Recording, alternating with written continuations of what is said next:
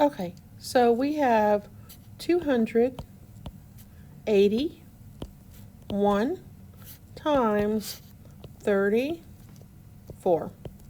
We set it up around our box and we look at our digits. Our 2 times our 3 is 6. And we have 1, 2, 3 zeros. Our 3 times our 8 is 24. And we have 1, 2, 2 zeros. Our 3 times our 1 is 3 with 1 0. Okay, so we've multiplied by 30. All of our 30.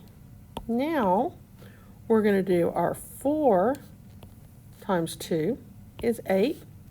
We have 2 zeros.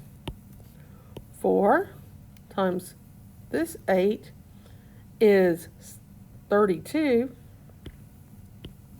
And I have 1 0. 4 times 1 is 4.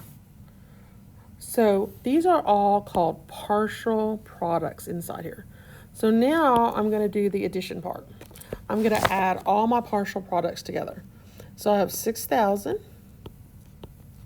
plus 2,400 plus 30 plus 800, 320, and 4.